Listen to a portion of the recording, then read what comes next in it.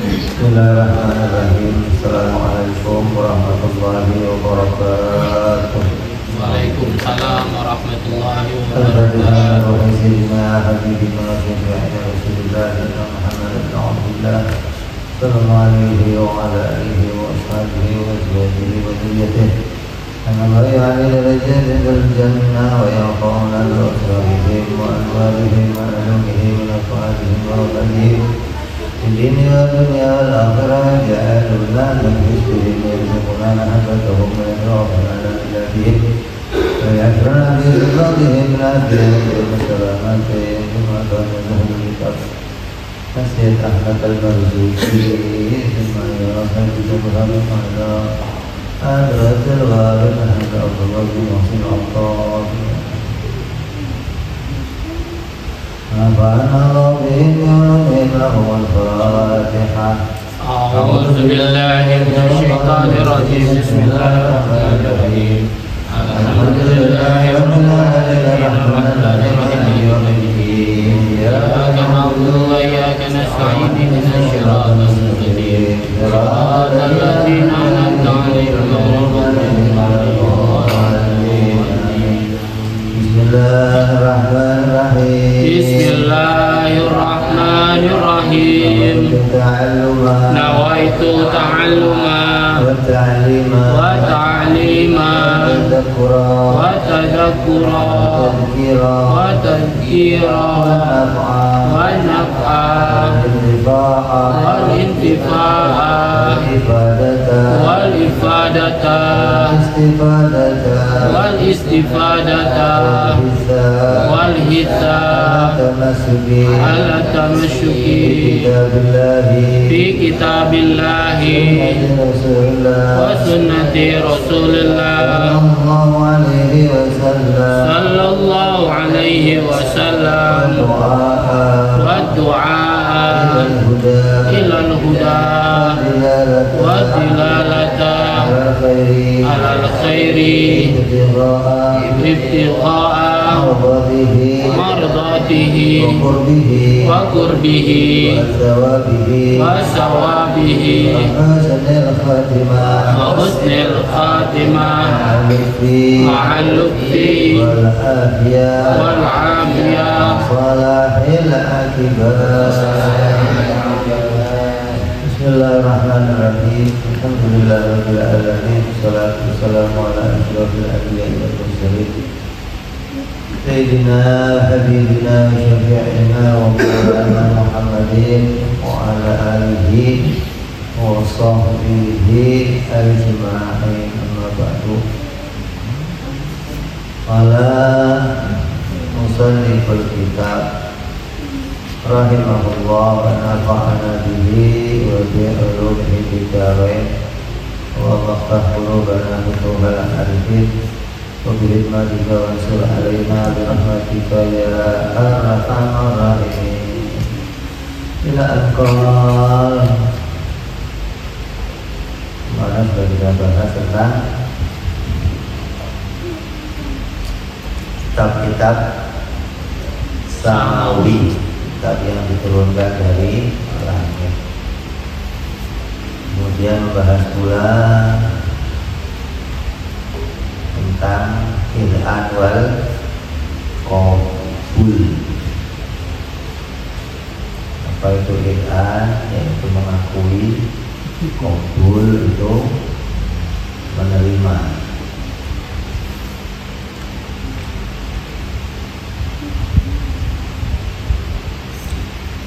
Lanjut kepada imanuna fi yaumi akhiril wajab wa kulli ma sana bihi minal ajab. Iman kita dengan hari akhir adalah kewajiban, dan semua perkara gaib yang ada di dalamnya.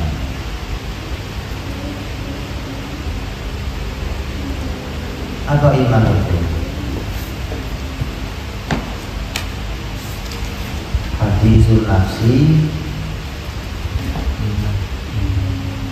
tabi lil jazmi.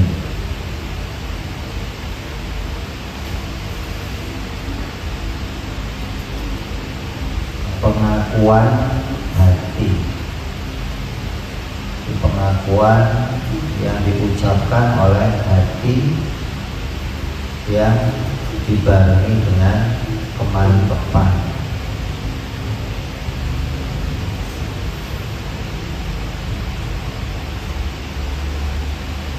Jazmi itu mantep, itu baik mantep dengan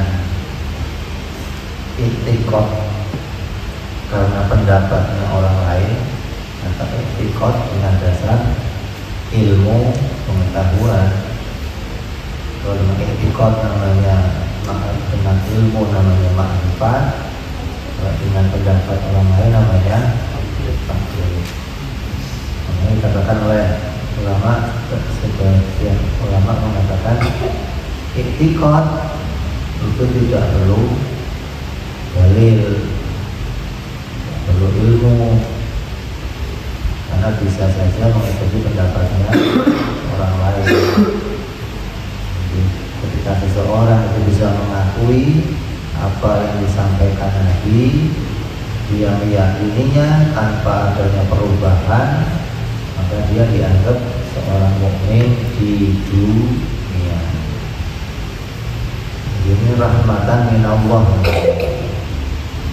Allah memberikan rahmat kepada hamba-hambanya dengan menjadikan ikut atau iman mereka itu meyakini sesuatu, memperdomani sesuatu, walaupun tanpa ilmu. Beda dengan ilmu. Kalau ilmu perlu dalil. Nah, ilmu itu apa? Nama alifat apa?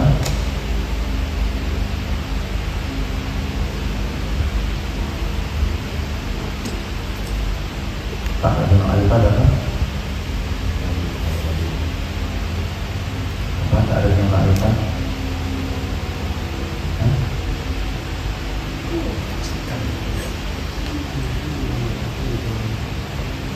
Ma'rifat tarifnya 3, tapi apa?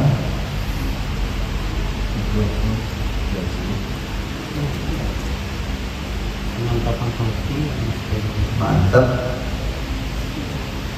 sesuai dengan kenyataan disertai dengan dalil. Itu namanya ilmu. Itu idrok jazim mutabiqil waqi' an dalil, namanya ilmu. Kalau mu'taqad beda lagi. Mu'taqad itu bentuknya adalah bagaimana kamu meyakini sesuatu, memperdomani sesuatu dengan sebuah keyakinan.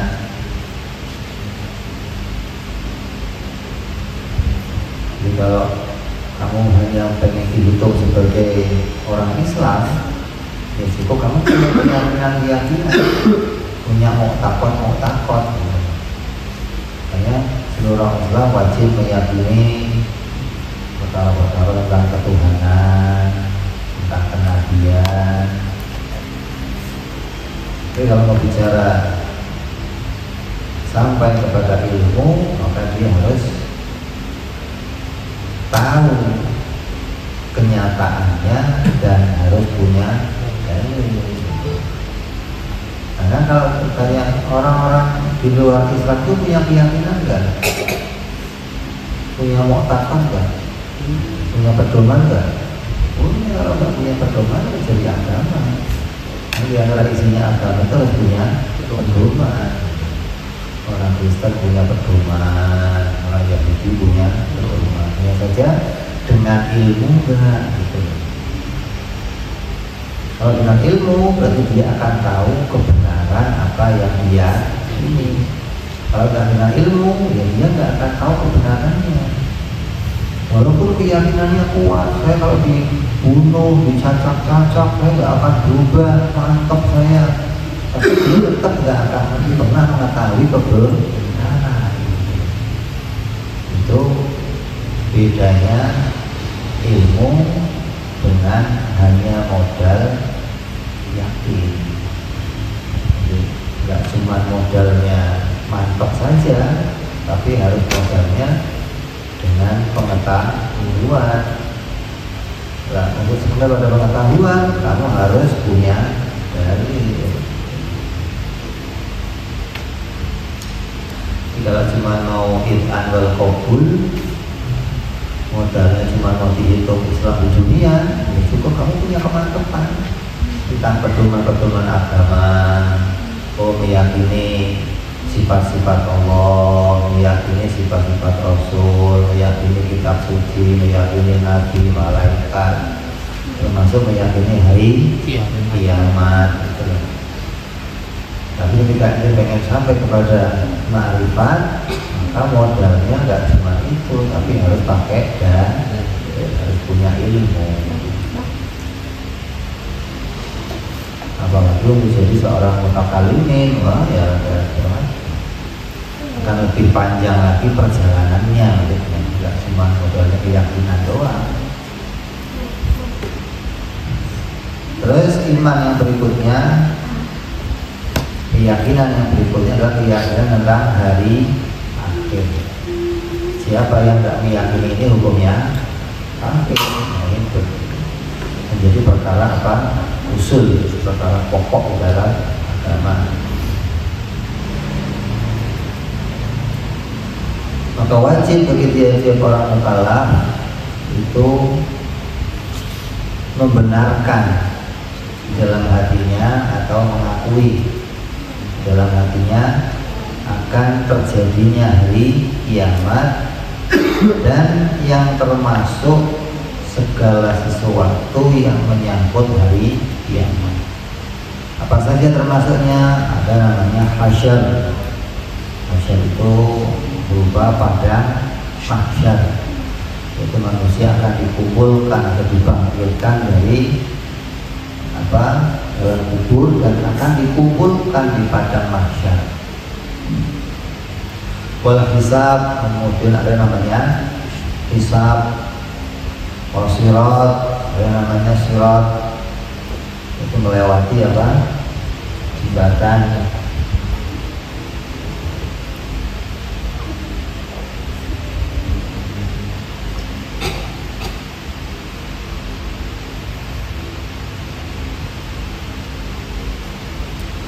Wal mizan, ada pula namanya mizan, itu akan ditimbangnya amal kebaikan.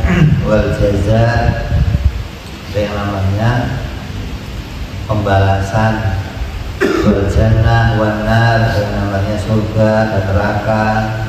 Wal khaut, ada namanya telaga. Wal syafa'at, ada yang namanya syafaat. Ini semua juga termasuk perkara-perkara yang berkaitan dengan hari kiamat. Tapi yang jadi pokok utamanya adalah hari kiamat. Kalau saya kok nggak tahu ini, namanya gimana? Ya nggak terkait. Yang penting kamu yakin akan adanya hari kiamat.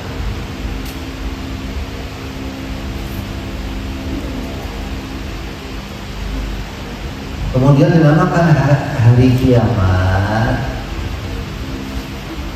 karena disebut hari kiamat itu ada dua makna. Yang pertama dikatakan hari di mana manusia itu akan dibangkitkan dari dalam kubur. Yang kedua disebut yaumil akhir atau hari akhir. Kalau disebut hari akhir, maknanya setelah itu tidak akan ada yang namanya hari, karena hari itu adalah pergantian siang dan malam. Jadi setelah itu nggak akan ada lagi yang namanya siang dan malam. Adanya apa?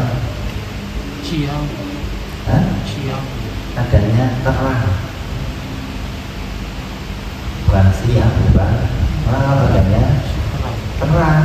Kalau siang itu nanti akan ada malam segala gitu. Kalau bicara terang beda lagi. Jadi hari itu perubahannya siang dan malam. Kalau dikatakan hari akhir, berarti sudah nggak ada lagi setelah itu yang namanya siang dan malam. Adanya apa? Terang. Dan tidak dikatakan dengan hari tanpa ada batas, melainkan hari harus ada yang mengiringinya, yaitu malam. Kalau ada hari, mesti ada pergantian malam. Yang namanya hari. Ini hari apa nih? Kamis. Hari apa? Ahad. Hari Senin. Hari Selasa. Ada pergantian.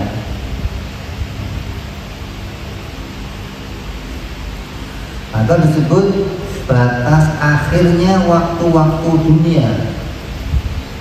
Maka setelah itu akan berubah menjadi waktu akhirat. Waktu dunia itu seharinya berapa? 24 jam. Nanti hari akhirat akan berbeda lagi dengan keadaan hari-hari dunia.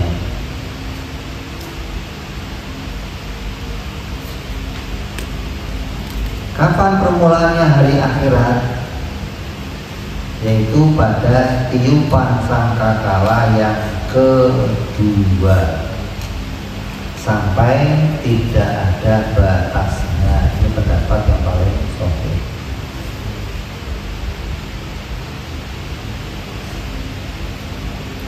Pendapat yang lain mengatakan dari mulai tiupan yang kedua sampai nanti manusia masuk ke dalam surga atau ke dalam neraka.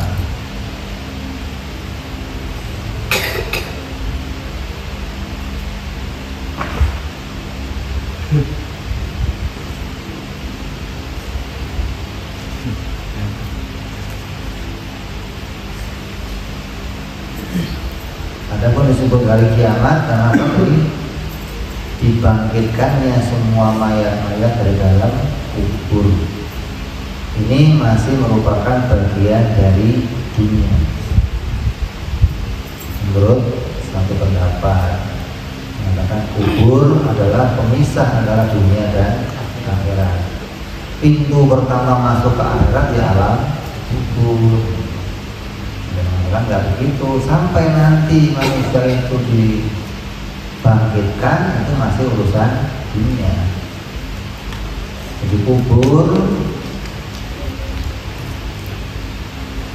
di permulaannya kiamat adalah dari kematiannya mayit. Kalau mengatakan bahwa kubur adalah pintu pertama.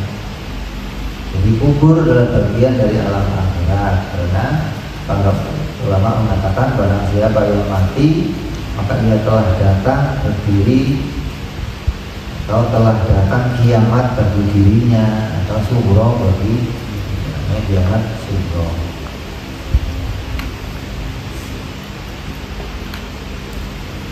Dinamakan kiamat adalah pendapat yang lain mengatakan karena bangunnya mayit dari dalam kubur dari tidur menjadi duduk, karena untuk menjawab pertanyaan dua malaikat. Nah gini, setelah kamu mati terus ya, didudukkan untuk menjawab kiamat gitu. Kiamat sugro. Semua manusia setelah mati itu kiamat pertama baginya. Nanti kapan lagi kiamatnya? Ya ketika dia dibangkitkan menjawab pertanyaannya malaikat Munkar.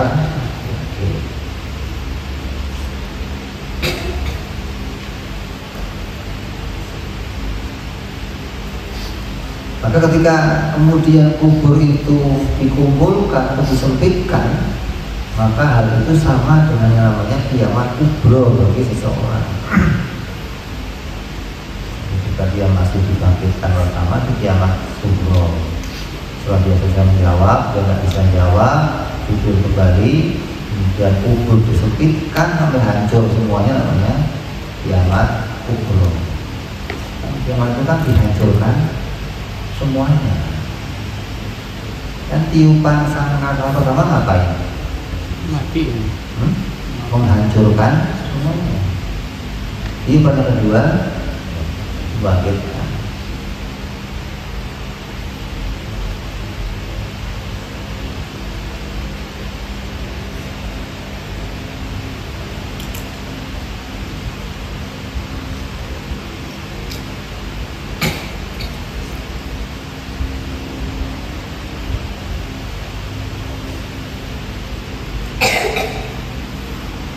ukuran waktunya hari setelah kiamat dikatakan adalah 50.000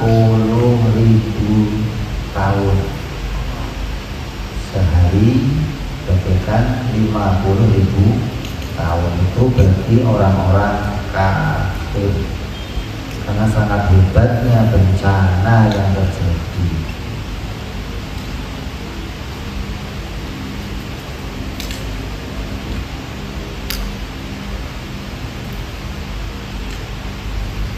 Sedangkan ukuran waktu kiamat untuk orang-orang mukmin lebih ringan, lebih cepat dari sholat fardu di dunia. Dikatakan kepada dikaitkan kepada orang mukmin yang soleh, dan pertengahan bagi orang-orang mukmin yang durhaka.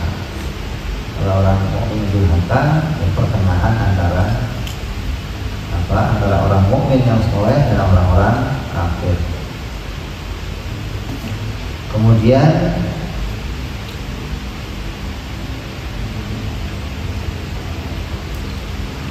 ketika manusia dibangkitkan dari kuburnya, mereka akan dalam keadaan berbeda.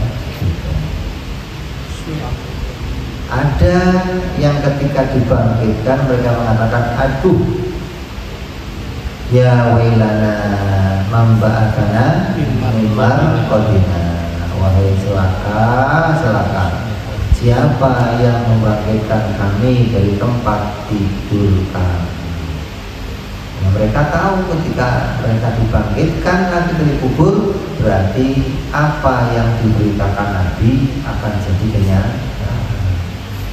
Sementara mereka dulu menolak adanya hari kebangkitan. Mereka nggak percaya bahwa setelah mati akan ada hisab, akan ada surga. Pak mati sudah mati, selesai, dibakar jadi abu, kubur kembali jadi tanah. Ketika mereka nggak percaya itu, kok kemudian bangkit melihat wujudnya masih utuh. Celaka banget.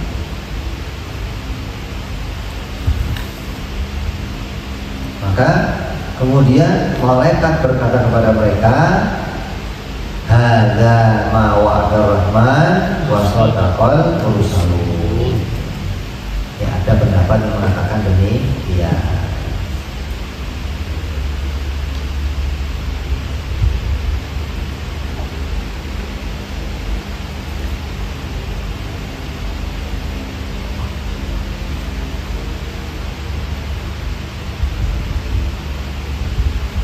Ada pula yang mengatakan,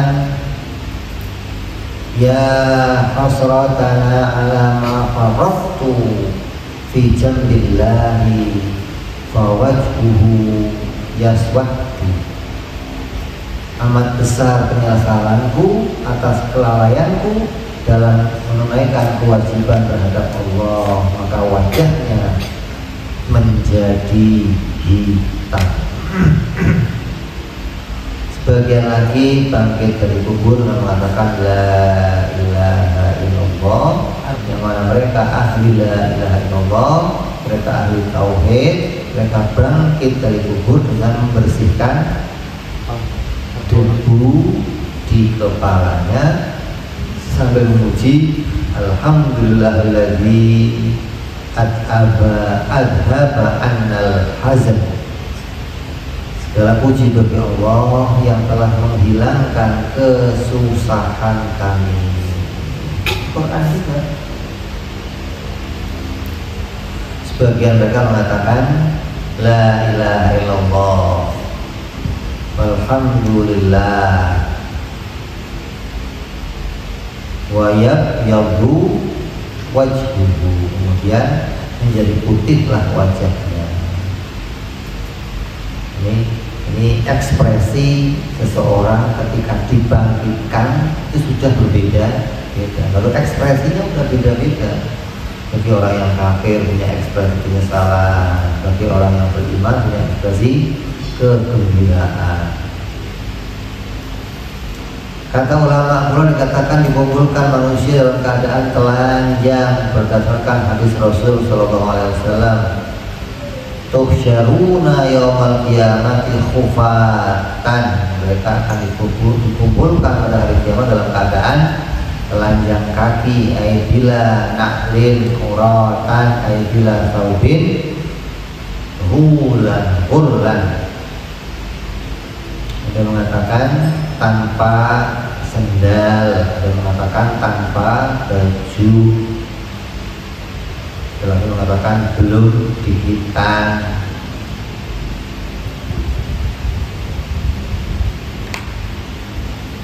Nabi bersabda, tub'atun nasu khufatan uratan aljamahumul araqu wa balagha syuhumal adhan.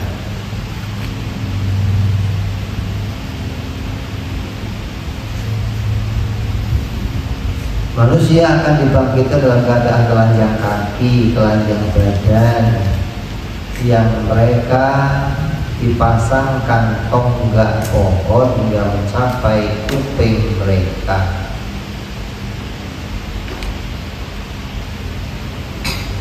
Kemudian mereka akan digiring kepada mahsyar dan mengatakan menggunakan apa yang mereka pakai di waktu dikubur. Pendapat lain lagi, artinya kain kafan mereka akan jadi pakaian mereka. Dikatakan innal mayyita yub'atu fi thiyabihi allati yamutu fiha. Orang-orang yang nanti dibangkitkan, para mayit akan dibangkitkan dalam pakaian yang dia gunakan saat ia mati.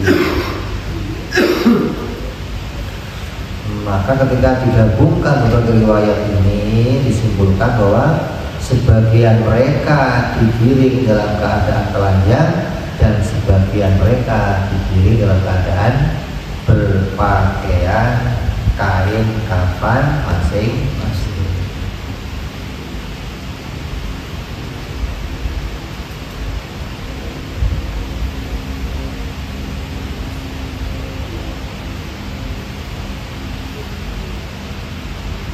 Kalau pendapat Imam Ibnu Hajar akan mengatakan sesungguhnya manusia dibangkitkan dari kuburnya dalam keadaan berpakaian, yaitu dengan kain kafan mereka. Ketika mereka digiring, maka terlepaslah semua kain-kain kafan itu dan mereka akan digiring kepada mahsyar dalam keadaan telanjang.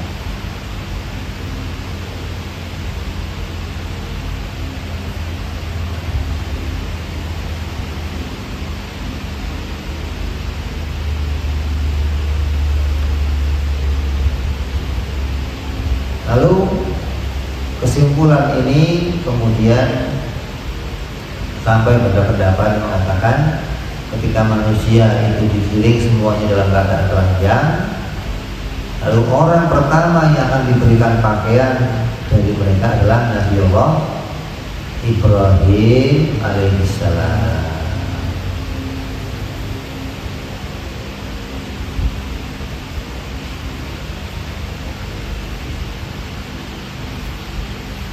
Setelah itu kemudian Nabi Muhammad Sallallahu Alaihi Wasallam.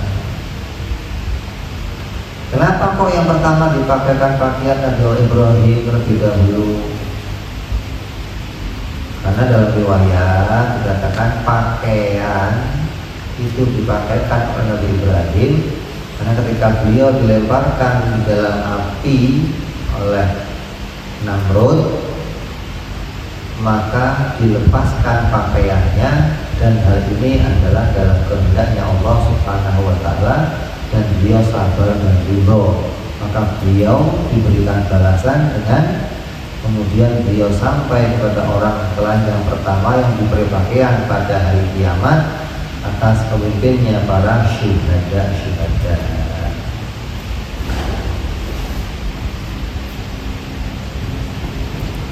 Kemudian baginda kita Muhammad Sallallahu Alaihi Wasallam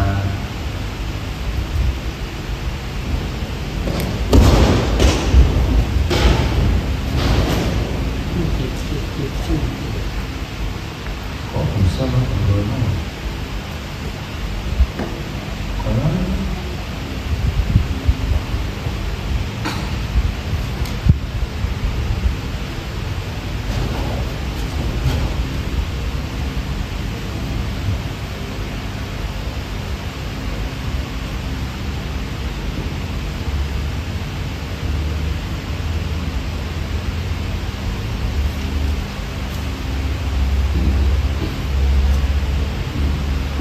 Kemudian akan dipakaikan pakaian kepada baginda kita Nabi Muhammad SAW dengan pakaian yang lebih mulia dari Nabi Ibrahim, agar menutupi ketertundaan dari Nabi Ibrahim dengan seindah-indahnya pakaian.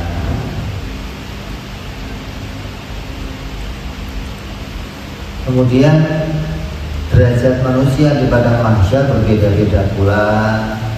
Di antara mereka ada yang berkendaraan, di antara mereka ada yang berjalan di atas kedua kakinya, dan ada pula yang merangkak, sampai ada pula yang ngesot, ada pula yang berjalan di atas wajah-wajah mereka.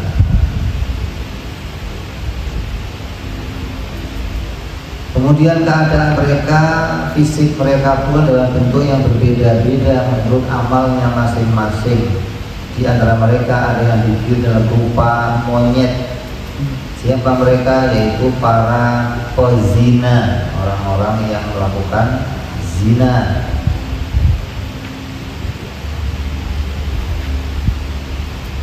Di antara mereka ada yang dibikin dalam rupa babi, yaitu orang-orang yang pemakan harta haram dan pemakan cukai pajak, mengambil pajak cukai.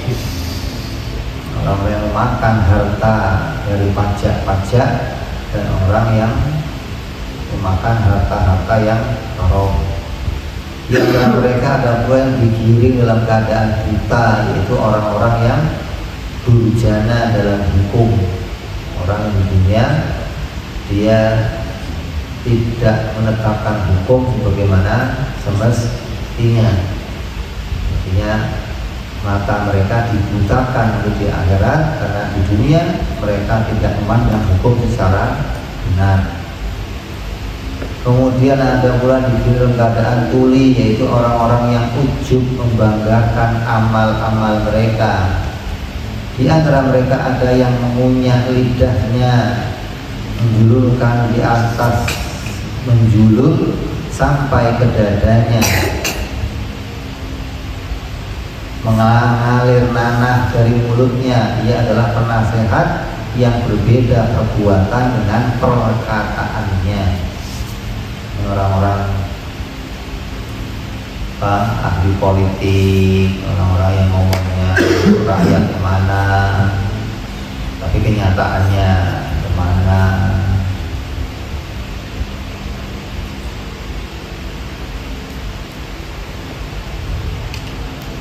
Dan di antara mereka juga ada yang buntung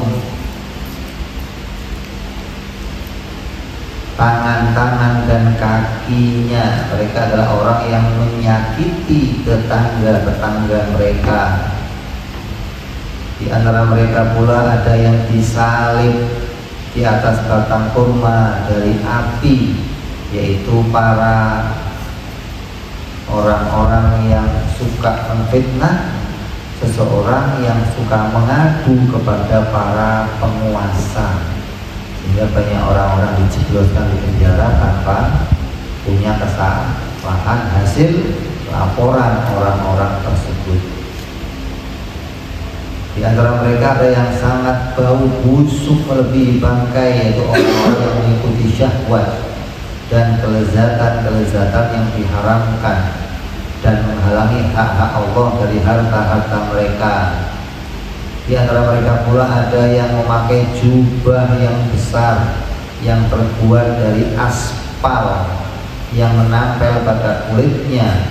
Mereka adalah orang yang ahli takabur, orang-orang yang ahli ujub, orang-orang yang sombong, orang-orang yang angkuh. Ada pula orang-orang yang datang nanti dalam keadaan seperti orang yang kesurupan, yaitu orang yang memakan riba. Datang seperti orang-orang yang gila, orang-orang yang kesurupan. Dan berbagai macam pula keadaan-keadaan mereka. Ada yang wajahnya tinggal tengkorak, ada yang berbagai macam keadaan.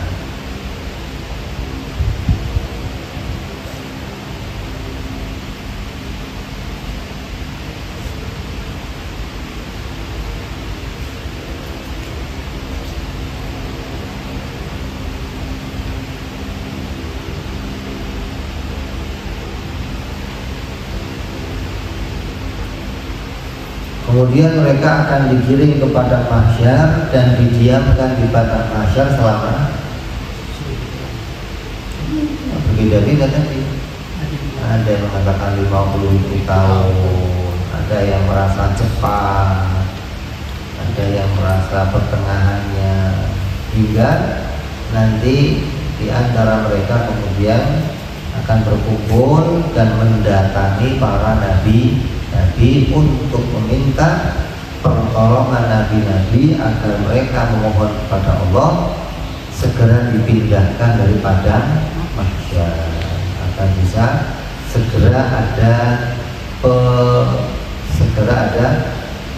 keputusan mereka akan dimasukkan neraka atau dimasukkan ke dalam surga.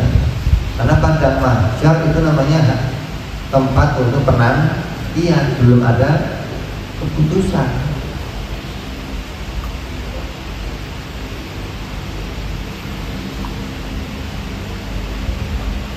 Artinya masih gantung doang, saya ini mau masuk neraka atau masuk surga, belum ada keputusan. Maka mereka minta, ya Allah segerakanlah beri kami keputusan.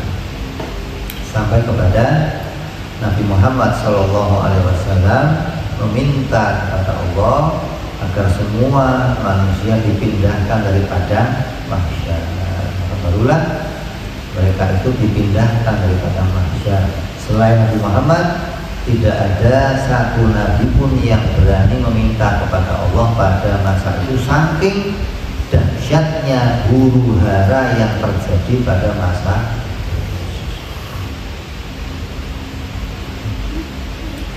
Maka ketika Rasulullah SAW itu meminta, maka itu disebut namanya apa?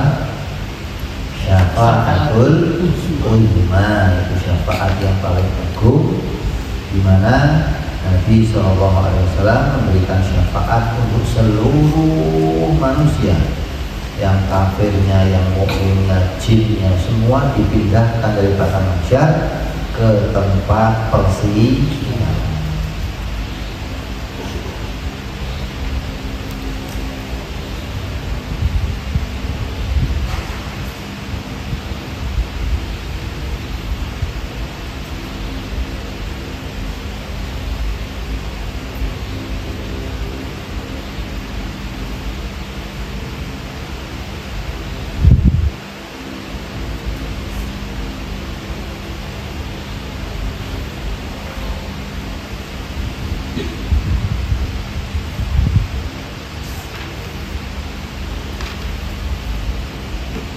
Kemudian setelah mereka kumpul di dalam persidangan, mereka akan disidangkan oleh Allah Subhanahu wa Ta'ala. Sebelum persidangan ada yang namanya hari tuntut menuntut, di mana manusia satu sama lain saling menuntut kepada Allah Subhanahu wa Ta'ala tentang orang-orang yang dulu pernah berbuat jahat kepada dirinya. Dia tahu nih, saya ini jelas masa itu kekurangan amal. Biar saya punya amal gimana? Nyari yang punya utang. Jadi kamu ingat dulu orang yang punya kesalahan sekecil apapun apa ente cari. Ya Allah, Fulan dulu pernah nyubit saya, ya Allah, saya tidak terima. Fulan dulu pernah ngecek saya, ya Allah. Dulu Fulan pernah ngumpetin sendal saya, ya Allah, saya tidak terima, ya Allah. Jadi sekecil apapun kesalahan akan kita cari mata itu. Agar apa? Saya jadi punya amal. Kenapa? Karena ketika diterima nanti tuntutan kamu, Allah membalasnya, maka amalnya orang itu akan dipindahkan ke kamu. Ibaratnya tiap-tiap orang itu punya kartu yang harus diisi dengan amal. Ketika kartu kamu sedikit, kamu akan nyari nih siapa yang punya kartu penuh bulan, nanti akan nuntut. Makanya orang yang beruntung nanti ketika kartunya sedikit, yang dituntut siapa? Kiai, ulama, yang punya kartu banyak. Ya Allah, dulu saya pernah sedekah sama kiai ini. Ya Allah, ya Allah, dulu saya pernah ngasih peci sama kiai ini. Ya Allah, ya Allah, dulu saya pernah. Dia tak punya keisi. Kenapa tahu mereka yang punya? Kalau ini nuntutnya Fadil lah, Fadil aja. Nah kalau sudah orang habis itu maka tinggal kamu mentransfer dosa-dosa kamu. Gimana dosa saya bisa tambah habis? Kirim kasih. Jadi akan ada masa menuntut pada masa itu. Sampai nanti pada masa itu semua manusia menjadi lega. Semua manusia menjadi saling menerima. Hingga nanti ketika mereka masuk surga sudah nggak ada lagi dendam, nggak ada lagi hati yang nggak senang, udah saling menerima. Bahkan orang-orang yang dulu pernah dibunuh di dunia, mereka akan paling dulu nuntut, ya Allah, ulang dulu bunuh saya dengan cara dolim, ya Allah, saya nggak terima. Maka masa itu Allah akan menyiapkan keadilan bagi setiap hamba-hambanya. Hingga orang yang dibunuh oleh saudaranya pun akan diberikan oleh Allah keadilan. Allah akan panggil orang yang tadi menuntut, diajak oleh malaikat, ditunjukkan sebuah surga yang indah. Hingga orang yang tadi menuntut akan mengatakan malaikat, ini surga untuk siapa? Oh, surga ini untuk orang yang dia dibunuh saudaranya tapi nggak nuntut, maka akan dapat surga ini. Kalau begitu saya nggak jadi nuntut, ya malaikat sudah balik lagi aja, ya Allah saya nggak jadi nuntut, yang penting saya dapat surga. Hingga nanti ketika di dunia dia merasa dendam kepada orang yang bunuh, di akhirat terima kasih untuk itu dulu bunuh saya, untuk itu dulu mutilasi saya, untuk itu dulu perampok saya, untuk itu dulu. Sehingga orang yang dizalimi, yang di dunia sekarang merasa dendam, merasa marah, merasa, nanti di akhirat akan terima kasih kepada orang-orang yang menzaliminya.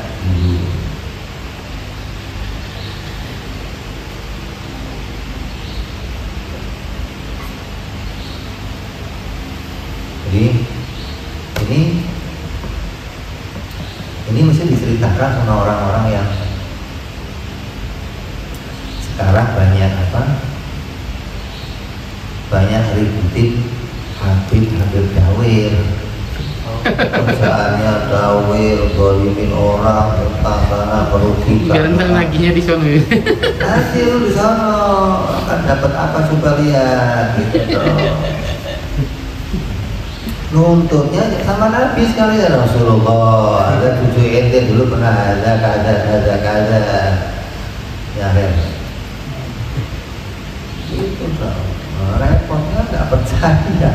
Kalau itu cucunya nggak percaya, apalagi mau dapat keuntungan.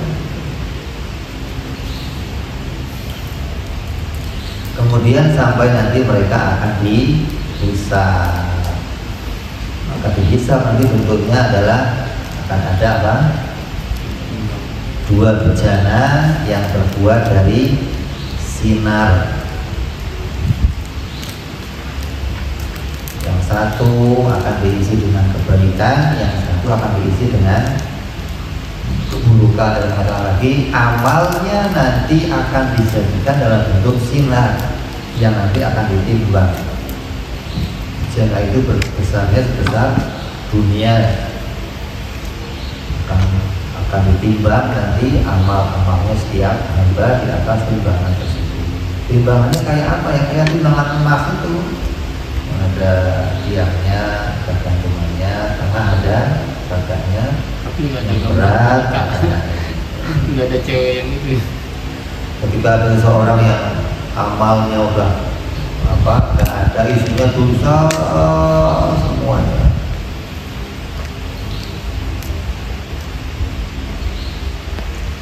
ketika dia dituntut nih sama saudaranya tadi, amalnya habis, diambil semua sama saudaranya.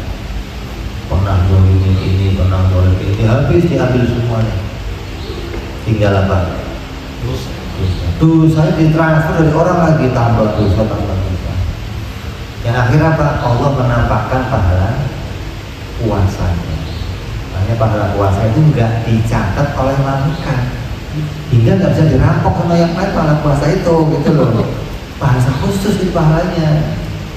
Ketika nanti dia kehabisan pahala, maka Allah tampakkan pahala puasanya nih, pahala puasa kamu, hingga nggak bisa diambil oleh yang kuncian. Lah kalau nggak punya pahala puasa juga, udah amal nggak punya, dosa ditransfer banyak, pahala puasa kuncian nggak punya juga. Makanya terakhir apa? Allah akan berikan pertolongan berupa kalimat la ilaha illallah. Tauhidnya benar nggak? Kalau tauhidnya benar, ketika dosanya tumpuk, maka Allah kasih hadiah selembar kecil yang isinya la ilaha illallah. Kemudian ditimbang, yang kecil itu akan lebih berat hingga mengalahkan dosa yang tadi banyak. Kemudian setelah mereka itu ditimbang, barulah mereka akan menuju sirat, yaitu melewati jembatan di atas api neraka. Maka orang yang melewati jembatan di atas api neraka, ada yang selamat dan ada pula yang celaka. Orang-orang kafir, mereka tidak melewati jembatan, karena jembatan ini di bawahnya neraka jahanam, nerakanya untuk orang mukmin. Jadi pos pertama sirat itu akan punya pos, nanti pos pertama syahadat, pos kedua sholat, pos ketiganya zakat, puasa, terus akan punya pos. Lah orang-orang kafir lewat pos pertama aja nggak bisa, maka mereka maksudnya lift, langsung neraka. 1, 2, 3, udah nggak pakai lewat sirat lagi. Sirat hanya untuk orang-orang mukmin. Makanya Nabi masa itu kata malaikat, ya Rasulullah, saya akan mengiring umatmu ketika melewati jembatan sirat.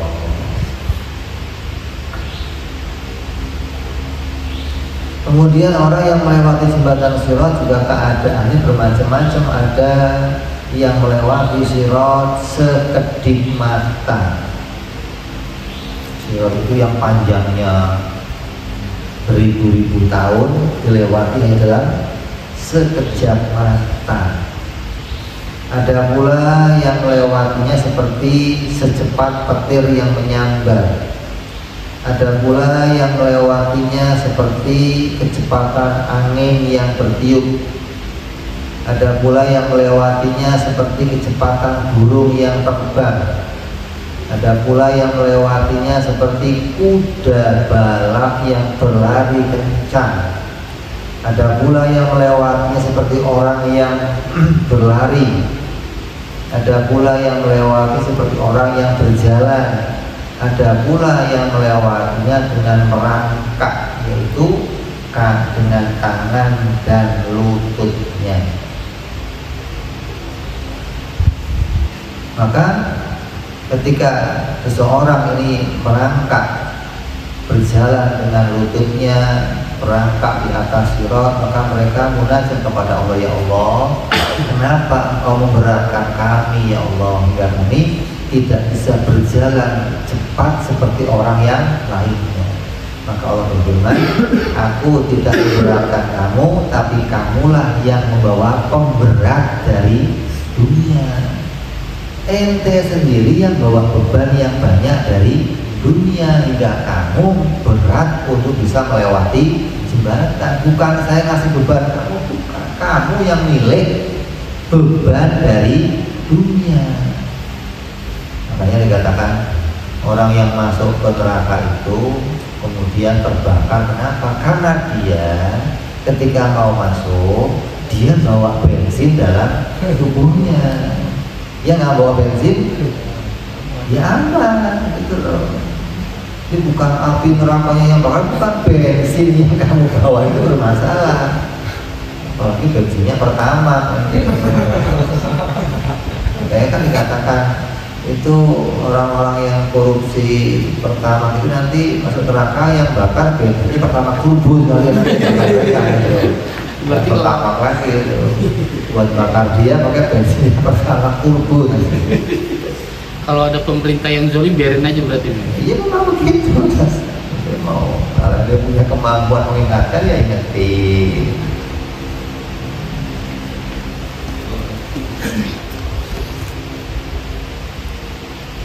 Dan semua ukuran selisih perbedaan mereka adalah mengerjakan amal soleh dan dalam berpaling dari maksiat. Maka setiap orang yang lebih cepat berpalingnya dalam maksiat ketika melintas dalam hatinya, itu menjadikan dia lebih cepat melewati jembatan Sirat. Ukurannya itu gitu loh. Jadi ada orang mau gimana ya nanti saya lewati jembatan Sirat, saya mau latihan lah mulai sekarang lah lewat tangga gitu apa jalan biar bisa lewat. Enggak begitu, enggak. Lewat jembatan Sirat kenapa bisa cepat? Mereka bisa cepat karena ketika dilintaskan di hati mereka oleh Allah untuk maksiat, mereka cepat menghilangkannya, mereka cepat menghindarnya, mereka cepat tidak mengikuti apa yang muncul di dalam hatinya. Ada orang yang nimbang-nimbang, ambil enggak, nah mulai lambat tuh caranya. Itu loh, jadi semakin cepat yang menolak, semakin cepat kamu mendekati kepada keridhoannya. Depan ada cewek cantik lewat, lirik enggak, dikit lah gitu lah. Ada pilihan di situ tuh, gitu loh. Ada orang yang jalannya mundur terus. Kenapa? Mendingan saya nggak lihat macam-macam. Ketika lihat maksiat langsung mundur. Secepat itulah nanti dia akan berada dalam kecepatan melewati jembatan Sirat. Jadi bukan jembatan Sirat itu nanti ujian terakhir, bukan, nggak ada lagi ujian, nggak ada. Justru itu penampakan amal kamu di dunia. Bagaimana amal kamu di dunia ditampakkan cara kamu lewat Sirat. Kamu nggak bisa bohong enggak gitu loh. Nanti mau ngaku pakai udeng-udengan, pakai kiai, pakai udengnya, nanti di Sirat kelihatan ketika kau jalannya lambat. Nah, berarti kemaksiatan ketika muncul di hatinya dia lambat untuk merespon, lambat untuk menolaknya. Jadi akan tampak nanti bagaimana pengakuan seseorang waktu melewati jembatan Sirat. Di antara mereka ada yang dikoyak-koyak oleh besi yang bengkok ujungnya, lalu terjatuh, namun ia bergelantungan, lalu ia bangun berjalan dan melewati Sirat bertahun-tahun. Ada yang bertahan, nggak sampai pengen jatuh tapi coba naik lagi, disodok lagi, gantung lagi. Ada yang sampai jatuh. Ketika jatuh gimana? Ya dia akan diproses kesalahannya, nanti akan dinaikkan lagi, lewat lagi pos berikutnya, terus sampai dia selesai melewati jembatan. Maka mereka ada yang melewatinya selama 100 tahun, ada pula yang melewatinya selama 1000 tahun.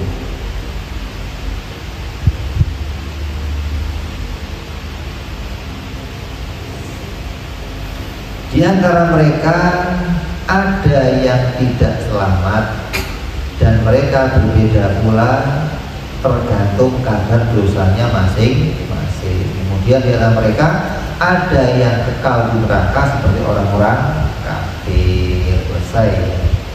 Dan di antara mereka ada yang keluar dari neraka setelah beberapa masa menurut apa yang dikehendaki oleh Allah. Lalu mereka orang-orang mukmin yang bermaksiat maka dapat keluar dari neraka lantaran syafaatnya Nabi Muhammad SAW atau melalui syafaatnya orang-orang yang dipilih oleh Allah Subhanahu wa Ta'ala.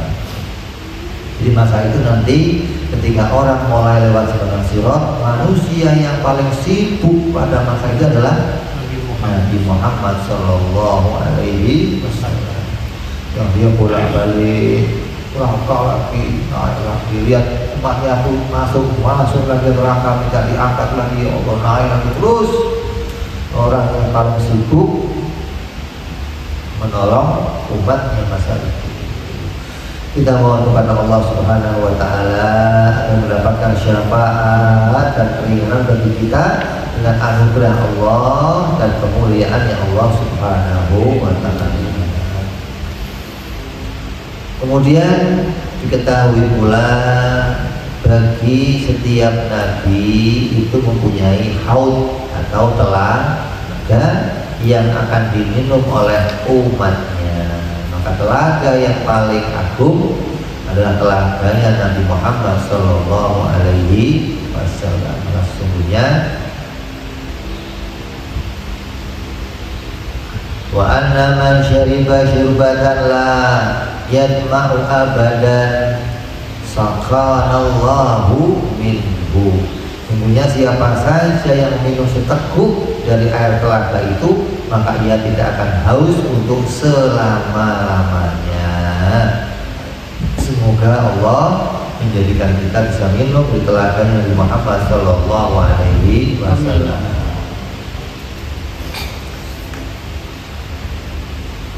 Di mana letaknya telaga? Ulama berbeda pendapat. Ada yang mengatakan telaga itu adanya sebelum Sirat, ada yang mengatakan setelah Sirat. Yang paling aman adalah mengatakan telaga itu ada sebelum dan sudah, jadi kamu gak ribut. Oh, telaga itu setelah Sirat. Kenapa? Karena telaganya Nabi itu bersambung dengan sungai di surga. Kalau telaga itu sebelum Sirat, berarti sambungannya terputus oleh api neraka. Gimana nyambunginnya? Ini jangan mikir perawan dunia. Mikir perawan dunia gak nyambung. Masa perawannya lewat neraka kan kebakar nanti. Itu pakai ada tadinya ya repot. Maka telaga itu akan dikelilingi oleh gelas-gelas yang terbuat dari emas. Gelas-gelas itu, cawan-cawan itu akan berjumlah banyak seperti jumlahnya bintang-bintang di langit. Ini cawan untuk telaganya Nabi Muhammad Sallallahu Alaihi Wasallam, karena Nabi akan menjadi Nabi yang paling banyak umatnya nanti di dalam akhirat. Kemudian siapa yang menyiapkan gelas-gelas itu? Maka yang menyiapkan gelas-gelas itu adalah keluarganya Rasulullah Shallallahu Alaihi Wasallam. Maka siapa yang melewatinya akan dipanggil terus, akan diperintah untuk melayani umatnya Rasulullah Shallallahu Alaihi Wasallam. Maka siapa yang minum kemudian gak akan haus selamanya. Setelah dia kok minum kok masuk neraka bagaimana? Nggak akan terbakar. Ya hangus tuh balik, tapi nggak kerasain haus. Di keluar paling ya kayak kompor lah, kayak bawahnya penggorengan itu gosong doang maksudnya.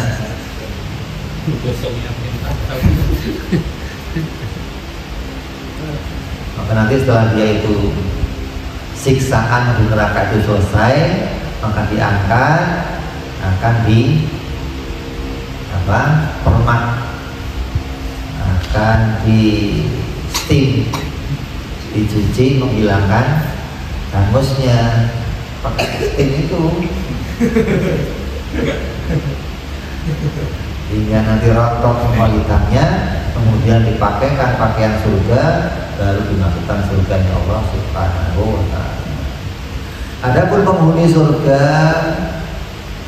memperoleh minuman di dalam surga maka itu untuk mendapatkan kelezatan bukan karena kehausannya lagi. Kenapa? Hausnya sudah nggak ada lagi. Jadi nggak ada orang di surga minum karena haus, nggak ada, karena pengen mendapatkan kenikmatan surga, hingga mereka akan minum dengan puas tanpa ada batasnya. Seberapa banyak yang mau saya minum, nggak ada batasnya. Karena nggak ada namanya kenyang, nggak ada gitu. Kalau ini kan minum karena haus, kan ketika hausnya hilang berhenti. Ini enggak, ini minum. Yang ini gimana minum, ini gimana minum. Terus apapun yang ada bisa minum, karena minum kamu bukan karena kehausan, tapi karena ingin mendapatkan kelezatan. Karena sebutnya mereka manakala minum di dalam surga, mereka menemukan bahwa setiap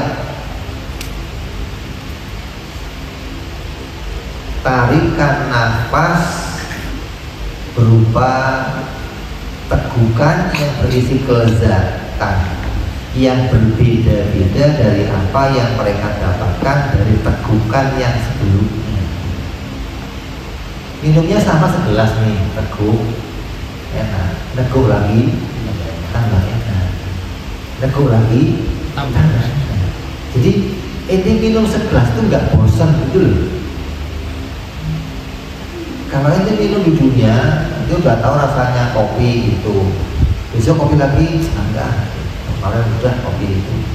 Di surga nggak ada orang yang bosan, nggak ada, karena tiap tegukannya akan merasakan kenikmatan yang berbeda. Begitu pula dengan makanan yang akan mereka makan, setiap suapannya mereka akan merasakan kelezatan yang berbeda dengan kelezatan mereka pada suapan yang sebelumnya. Makan lagi tambah enak, nyuap lagi tambah enak, terus Allah tingkatkan ini ya bagi orang-orang yang ada di dalam surganya Allah Subhanahu wa Ta'ala.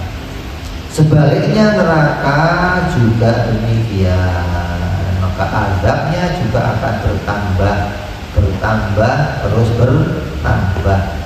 Di hari ini berat, besok tambah berat, besok lagi tambah berat, besok lagi tambah berat. Ini dikatakan kalau aja ada orang penghuni neraka kemudian diturunkan kembali di dunia, dibakar pakai api dunia, maka dia akan tertidur lelap, nyenyak ketika dibakar pakai api dunia. Jadi sekarang kena api dunia kelojotan.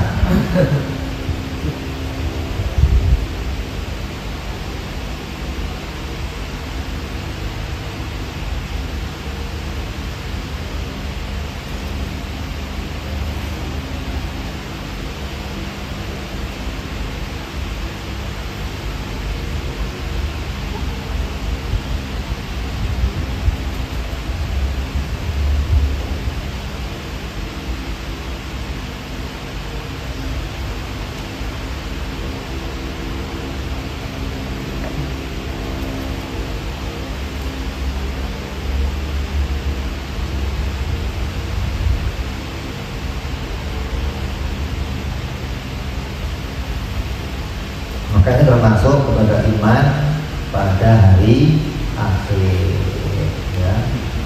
Kalau kita mau pisahkan, maka ini bisa baca yang lebih jelasnya di dalam kitab-kitab fikih juga ada tentang bagaimana peristiwa-peristiwa yang namanya sirat, bagaimana yang namanya hisab, bagaimana yang namanya mizan, bagaimana surga, neraka.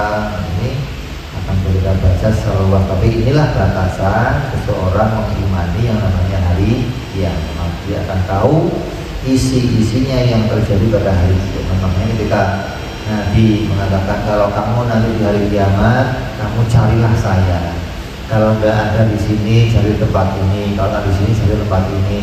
Jadi berusaha bagaimana berjumpa dengan Nabi Muhammad Shallallahu Alaihi Wasallam, biar kita bisa menjadi orang-orang yang ketika nanti pindah daripada mahsyar, kita dipindahkan bersama kelompoknya Nabi Muhammad Shallallahu Alaihi Wasallam. wasallam. Karena semua nabi-nabi ketika pindah dari padang mahsyar, mereka akan berada di dalam benderanya Nabi Muhammad Shallallahu Alaihi Wasallam, akan beriringan dengan Rasulullah Shallallahu Alaihi Wasallam. Dan banyak orang yang merindukan masuk dalam kelompoknya Rasulullah, tapi nggak semuanya bisa dimasukkan kelompok tersebut. Karena pada masa itu Rasulullah akan tahu mana yang betul-betul umatnya dan mana yang bukan umatnya. Rasulullah akan tahu mana yang di hatinya ada kerinduan pada Rasulullah, ada iman sama Rasulullah, ada iman pada tauhid, dan mana yang tidak ada hal tersebut di dalam hatinya, hingga Rasul tidak akan bisa ditipu dalam pandangannya. Walaupun mereka menjerit-jerit mengatakan, aku umatmu ya Rasulullah, aku umatmu, bawalah aku bersamamu ya Rasulullah, tapi Rasulullah tidak memasukkan semua di antara mereka ke dalam kelompoknya. Dan setelah nanti kelompok Rasulullah itu lewat, masuk pindah dari padang mahsyar, Rasul akan membagi umatnya menjadi 3.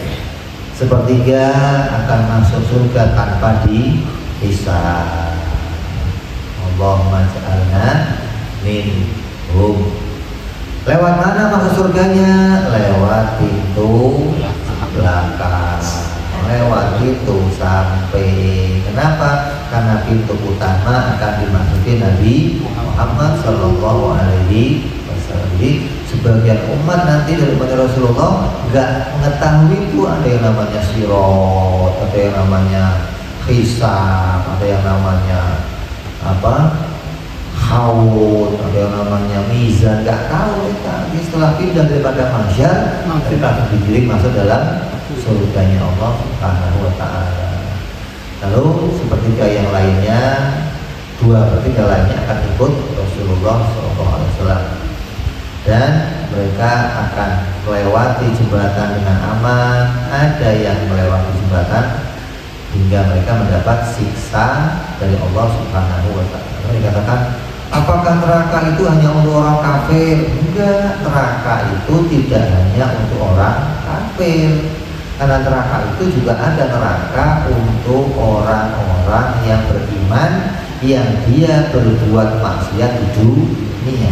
Karena kemaksiatannya, dia akan dimasukkan neraka sampai pada batas hukumannya. Setelah selesai hukumannya, dia akan dibebaskan dari api neraka. Makanya neraka jahanam itu nanti akan kosong ketika Semua umat Islam sudah selesai hukumannya dan keluar dari neraka. Adapun neraka yang lain itu akan selama-lamanya ada. Dan kenapa? Karena itu untuk orang-orang kafir. Semoga kita semua diselamatkan oleh Allah Subhanahu Wa Taala, mendapat syafaatnya Rasulullah, mendapatkan keamanan dunia sampai akhirat nanti. Amin ya rabbal alamin. Insyaallah kita sambung lagi tentang khatimatun fi dzikri baqi wajibin lima ala mukalafin min wajibin nabiyuna Muhammadun qad ursila lil alamin rahmatan wa fadilah. Kita akan lanjut insyaallah pada perjumpaan yang akan datang. Wallahu a'lam bishawab. Alhamdulillah Nabi al-Fatihah. A'udzu billahi minasyaitonir rajim. Bismillahirrahmanirrahim. Alhamdulillahi rabbil alamin arrahmanir rahim maliki yaumiddin. Iyyaka na'budu wa iyyaka nasta'in ihdinas siratal mustaqim siratal ladzina an'amta 'alaihim ghairil maghdubi 'alaihim waladdallin. Amin. Ya Rabbana taqabbal minna taqabbal wa